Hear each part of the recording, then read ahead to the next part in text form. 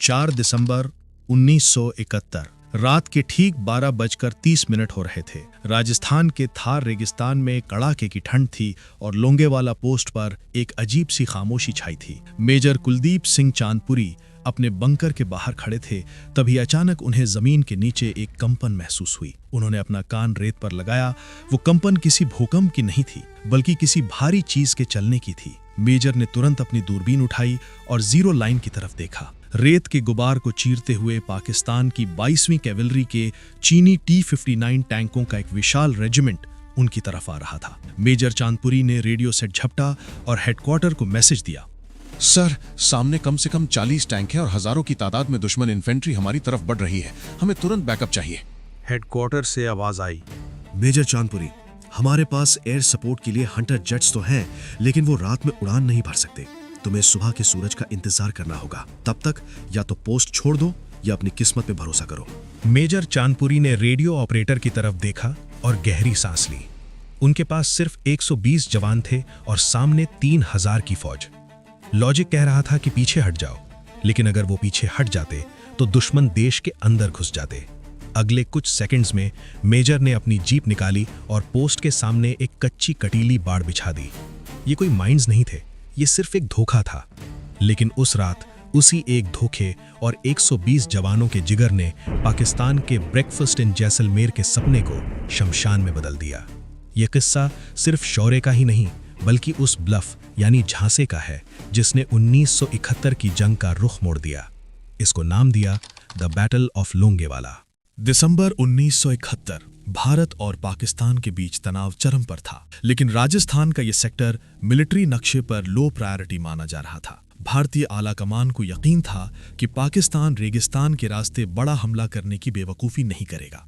इसीलिए लोंगेवाला की इस सूनी पोस्ट पर तैनात की गई सिर्फ 30 पंजाब रेजिमेंट की अल्फा कंपनी। कमान थी मेजर कुलदीप सिंह चांदपुरी के हाथ में। मेजर चांदपुरी कोई फिल्मी हीरो नहीं, एक मंझे हुए प्रोफेशनल थे। उन्हें और उनके 120 जवानों को यहां सिर्फ एक काम के लिए भेजा गया था, आई एंड ईयर बनना, यानी नजर रखो और रिपोर्ट करो। उनके पास भारी हथियारों के नाम पर सिर्फ 2 jeep mounted M40 recoilless rifles यानी RCL गन्स थीं। रात के करीब 12:30 बज रहे थे। पोस्ट से करीब 5-6 किलोमीटर दूर सीमा के पास सेकंड लेफ्टिनेंट धर्मवीर अपनी एक छोटी सी पेट्रोलिंग टीम के साथ फुट मार्च पर थे। अचानक हवा का रुख बदला और धर्मवीर रुक गए। उन्होंने अपने जवानों को खामोश रहने का इशारा किया। रेगिस्तान की ठंडी हवा में उन्हें 2 चीजें महसूस हुईं। पहली, लोहे के आपस में टकराने की एक बारीक मेटालिक स्क्रीच और दूसरी, डीजल के जलने की तेज गंध। धर्मवीर ने बिना वक्त गवाए रेडियो का बटन दबाया। टाइगर फॉर कंट्रोल, यहाँ कुछ हरकत है। टैंकों की ट्रैक की आवाज आ रही है। काउंटिंग अभी साफ नहीं है। ओवर। लोंगेवाला पोस्ट पर मेजर चांदपुरी ने मैसेज रिसीव किया। वो जानते थे कि अगर टैंक आ रहे हैं तो इसका मतलब है कि ये कोई छोटी घुसपैठ नहीं, बल्कि एक फुल स्केल स्ट्राइक है। उन्होंने तुरंत जैसलमेर स्थित ब्रिगेड हेडक्वार्टर को इन्फॉर्म किया। हेडक्वार्टर का जवाब सीधा और कड़ा था। चांदपुरी, हमारे पास वहां भेजने के लिए ना तो अतिरिक्त जवान है और ना ही टैंक। हमारे पास वायुसेना के हंटर विमान हैं, लेकिन उनके पास नाइट विजन नहीं है। वो सूरज निकलने से पहले उड़ान नहीं भर सकते। तुम्हारे पास 2 रास्ते हैं, या तो सुबह तक अपनी पोजीशन होल्ड करो या फिर पीछे हटकर रामगढ़ आ जाओ। स्ट्रेटेजिक लेवल पर यह एक चेकमेट जैसी स्थिति थी। 120 जवान और 2 पुरानी RCL गन बनाम पाकिस्तान की 22वीं कैवलरी के 45 टैंक। चांदपुरी ने अपने सूबेदारों और जवानों को बुलाया और कहा, सुनो जवानों, दुश्मन की तादाद हमसे 20 गुना ज्यादा है। ये मुमकिन है कि कुछ ही घंटों में ये पोस्ट लाशों से भर जाए। हेडक्वार्टर का ऑर्डर है कि हम टैक्टिकल विड्रॉल कर सकते हैं, यानी हम अभी इसी वक्त ये पोस्ट छोड़कर पीछे रामगढ़ जा सकते हैं। कोई हमें भगोड़ा नहीं कहेगा, क्योंकि ये ऑफिशियल ऑर्डर है। लेकिन एक बात समझ लो, अगर आज हम यहां से पीछे हटे तो कल सुबह पाकिस्तानी टैंक जैसलमेर की सड़कों पर होंगे। मैं यहां से 1 इंच पीछे नहीं हटने वाला। जिसे अपनी जान प्यारी है वो अभी जा सकता है, मैं उसे नहीं रोकूंगा। लेकिन जो यहां रुकेगा वो कल का सूरज तभी देखेगा जब दुश्मन की लाशें इस रेत में बिछ चुकी होंगी। अगर ये पोस्ट ओवररन हो गई और दुश्मन हमारे सर पे आ खड़ा हुआ तो मैं कैदी बनकर उनके सामने घुटने नहीं टेकूंगा। मैंने अपने जूते में ये लोडेड पिस्तौल रखी है, जिसमें ये आखिरी गोली मेरे अपने लिए है। और अगर इस जंग के बीच मेरे कदम पीछे हटे या मैंने तुम्हें पीछे हटने का हुक्म दिया तो तुम्हें मेरी कसम है अपनी राइफल का रुख मेरी तरफ कर देना और मुझे वहीं ढेर कर देना। मेरी लाश इस लकीर के उस पार नहीं जानी चाहिए। अगले कुछ सेकंड्स तक वहां सिर्फ हवा की आवाज थी। किसी ने नारा नहीं लगाया, किसी ने शोर नहीं मचाया। बस एक एक करके उन 120 जवानों ने अपनी राइफल्स की सेफ्टी कैच हटा दी और अपनी अपनी ट्रेंचेस की तरफ मुड़ गए। वो चुप्पी चिल्ला चिल्ला कर कह रही थी कि उस रात लोंगेवाला से कोई पीछे नहीं हटने वाला था। उस रात मेजर चांदपुरी ने सिर्फ एक बटालियन को कमांड नहीं किया था, उन्होंने 120 इंसानों को फौलाद में बदल दिया था। रेत के उन टीलों के पीछे पाकिस्तान की पूरी ब्रिगेड ये सोचकर आगे बढ़ रही थी कि रास्ता साफ है। उन्हें नहीं पता था कि सामने कोई रेजिमेंट नहीं बल्कि 120 पेशेवरों की एक सैंड वॉल खड़ी है। असली खेल अब शुरू होने वाला था, जिसे मिलिट्री इतिहास में द ग्रेट ब्लफ कहा गया। रात के 2:30 बज रहे थे। पाकिस्तानी टैंकों का काफिला लोंगेवाला पोस्ट के इतना करीब था कि मेजर चांदपुरी अपने बंकर से उनकी हेडलाइट्स देख सकते थे। दुश्मन को यकीन था कि यहां कोई भारी डिफेंस नहीं है। उनके लिए ये जैसलमेर जाने वाले रास्ते की बस एक मामूली रुकावट थी। लेकिन मेजर चांदपुरी ने एक ऐसी स्ट्रेटेजिक चाल चली जिसका जिक्र आज भी मिलिट्री एकेडमीज में किया जाता है। मेजर चांदपुरी के पास एंटी टैंक माइंस की भारी कमी थी। उन्होंने अपने जवानों को हुक्म दिया कि पोस्ट के चारों तरफ सिर्फ कटीले तार बिछा दिए जाएं। ये कोई सुरक्षा कवच नहीं था, ये बस एक साइकोलॉजिकल ब्लफ था। जैसे ही पाकिस्तान के पहले T-59 टैंक ने इन तारों को देखा, उनके कमांडर के माथे पर पसीना आ गया। मिलिट्री प्रोटोकॉल कहता है जहां कटीले तार हैं वहां माइंस पक्की हैं। पाकिस्तान की पूरी इन्फेंट्री और टैंक रेजिमेंट वहीं रुक गई। उन्होंने अपने इंजीनियर्स को बुलाया और अगले 2 घंटे उस नकली माइंस को साफ करने में बर्बाद कर दिए जो वहां थी ही नहीं। इन 2 घंटों ने लोंगेवाला की किस्मत बदल दी। इसी दौरान मेजर चांदपुरी ने अपनी दूसरी चाल चली। उन्होंने अपनी 2 RCL गन वाली जीपों को रेत के ऊंचे टीलों के पीछे छिपा दिया। RCL गन की एक सबसे बड़ी खराबी थी उसका भारी बैक ब्लास्ट, यानी जब ये गोला दागती है तो पीछे से निकलने वाली आग और धुआं गन की पोजीशन एक्सपोज कर देता है। मेजर चांदपुरी का निर्देश साफ था, एक शॉट मारो और तुरंत पोजीशन बदलो। जैसे ही पाकिस्तानी टैंकों ने आगे बढ़ने की कोशिश की, भारतीय जवानों ने सटीक निशाना साधा।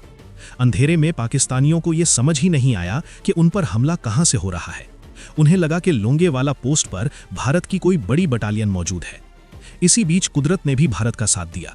पाकिस्तान ने जिन भारी टैंकों पर भरोसा किया था वो यूरोपीय मैदानों के लिए बने थे। लोंगेवाला की नर्म रेत में वो टैंक धंसने लगे। जैसे जैसे ड्राइवर इंजन तेज करते, टैंक और गहरे धंसते चले गए। दुश्मन का शॉक एंड ऑ हमला अब एक ट्रैफिक जैम में बदल चुका था। सुबह होने में अब सिर्फ 3 घंटे बाकी थे। पाकिस्तान की स्ट्रैटेजी फेल हो रही थी, लेकिन खतरा टला नहीं था। उनके पास अभी भी हजारों की तादाद में पैदल सेना थी जो किसी भी वक्त पोस्ट को घेर सकती थी। चांदपुरी के 120 जवान थक चुके थे, गोलियां कम हो रही थीं और सूरज निकलने में अभी भी वक्त था। सारा दारोमदार अब एक ही चीज पर था, क्या भारतीय वायुसेना के हंटर जेट्स समय पर पहुंच पाएंगे? 5 दिसंबर की सुबह लोंगेवाला पोस्ट पर मेजर चांदपुरी और उनके जवानों के लिए पिछले 8 घंटे किसी सदी से कम नहीं थे। गोलियां खत्म होने पर थीं, जवान बुरी तरह थक चुके थे और दुश्मन की पैदल सेना अब आखिरी हमले के लिए पोजीशन ले रही थी। ठीक उसी वक्त जैसलमेर एयरबेस पर एक अलग तरह की हलचल थी। एयरबेस पर IAF की 122 स्क्वाड्रन के विमान खड़े थे। इनके कमांडर थे विंग कमांडर MS बावा। लोंगेवाला से आई कॉल का इंतजार वो पूरी रात से कर रहे थे। सुबह की पहली किरण के साथ ही 2 हंटर विमानों ने उड़ान भरी। इन विमानों की एक बड़ी स्ट्रेटेजिक कमी थी, इनके पास कोई रडार या आधुनिक नेविगेशन नहीं था। पायलटों को अपनी आंखों से दुश्मन को ढूंढना था। पायलट को जो दिखा वो किसी टारगेट प्रैक्टिस जैसा था। पाकिस्तान के 40 से ज्यादा टैंक लोंगेवाला की उस नर्म रेत में फंसे हुए थे। वो न आगे जा सकते थे न पीछे। मिलिट्री की भाषा में इसे कहते हैं सिटिंग डक्स। यहां पाकिस्तान की सबसे बड़ी स्ट्रेटेजिक गलती सामने आई। उन्होंने इतना बड़ा हमला तो किया, लेकिन अपने टैंकों को हवाई सुरक्षा नहीं दी। उन्हें लगा था कि वो सुबह होने से पहले लोंगेवाला फतह कर लेंगे। सुबह 7:30 बजे पहली स्ट्राइक हुई। हंटर जेट्स ने अपनी 30 mm एडन कैनन्स और T-10 रॉकेट से आग उगलनी शुरू की। रेगिस्तान में टैंकों के पास छिपने की कोई जगह नहीं थी। जैसे ही एक टैंक फटता, उसका काला धुआं दूसरे टैंकों की पोजीशन बता देता। पायलटों ने बारी बारी से सॉटीज की, एक जाता दूसरा आता। दोपहर होते होते लोंगेवाला का नज़ारा बदल चुका था। पाकिस्तान की 22वीं कैवलरी रेजिमेंट का गर्व उनके T-59 टैंक्स अब जलते हुए लोहे के ढेर थे। पाकिस्तानी सेना में भगदड़ मच गई। जो टैंक सही सलामत थे, उनके चालक उन्हें वहीं छोड़कर पैदल ही सीमा की तरफ भागने लगे। शाम होते होते जंग खत्म हो चुकी थी। पाकिस्तान की 18वीं डिवीजन पूरी तरह तबाह हो गई थी। जब मेजर चांदपुरी और उनके जवान अपनी ट्रेंचेस से बाहर निकले तो उनके सामने एक कब्रिस्तान था, दुश्मन की स्ट्रैटेजी और उनके अहंकार का कब्रिस्तान। भारत के 120 जवानों ने दुनिया को बता दिया था कि युद्ध सिर्फ हथियारों से नहीं, बल्कि सही समय पर सही फैसले और स्ट्रेटेजिक ब्लफ से भी जीता जा सकता है।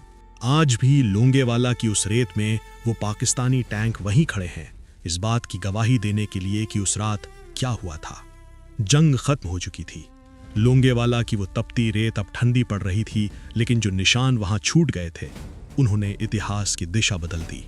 दुनिया के मिलिट्री एक्सपर्ट्स आज भी इस बात पर सर खुजलाते हैं कि सिर्फ 120 जवानों ने 3000 की फौज और 45 टैंकों को कैसे रोक लिया। इसका जवाब बहादुरी तो है ही, लेकिन उससे बड़ा जवाब है इरादा। लोंगेवाला की ये जीत सिर्फ एक पोस्ट को बचाने की कहानी नहीं थी, ये जैसलमेर को बचाने की कहानी थी, ये जोधपुर को बचाने की कहानी थी। अगर उस रात मेजर चांदपुरी की कंपनी पीछे हट जाती तो पाकिस्तान का ब्रेकफास्ट इन जैसलमेर का सपना सच हो जाता। भारत का पश्चिमी मोर्चा ढह जाता और शायद 1971 की जंग का नतीजा कुछ और ही होता। इस जीत ने पाकिस्तान का वो तुरुप का पत्ता छीन लिया जिसे वो समझौते की मेज पर इस्तेमाल करना चाहता था। लोंगेवाला की हार ने पाकिस्तानी सेना की कमर तोड़ दी। इसके ठीक 11 दिन बाद ढाका में 93,000 पाकिस्तानी सैनिकों ने सरेंडर किया और दुनिया के नक्शे पर एक नया देश उभरा, बांग्लादेश। भारत ने उस रात लोंगेवाला पोस्ट पर अपने सिर्फ 2 जाबाज खोए। वहीं पाकिस्तान के 200 से ज्यादा जवान और 34 से ज्यादा टैंक उसी रेत में दफन हो गए। आज भी जब आप थार रेगिस्तान की उन खामोश रातों में लोंगेवाला से गुजरेंगे तो आपको रेत के टीलों के पीछे से वो लोहे की रगड़ और इंजनों की गूंज सुनाई देगी। वो टैंक आज भी वहीं खड़े हैं, जंग खाए हुए, बेबस और लाचार। वो टैंक पाकिस्तान की उस सबसे बड़ी भूल की गवाही देते हैं जो उन्होंने 1971 की उस काली रात में की थी। उन्होंने सोचा था कि रास्ता साफ है, उन्हें अंदाजा नहीं था कि भारत की सरहद पर लोहा नहीं, फौलादी जिगर पहरा दे रहे हैं। इसे कहा गया द बैटल ऑफ लोंगेवाला, एक ऐसी जंग जो सिर्फ जीती ही नहीं गई बल्कि रची गई थी।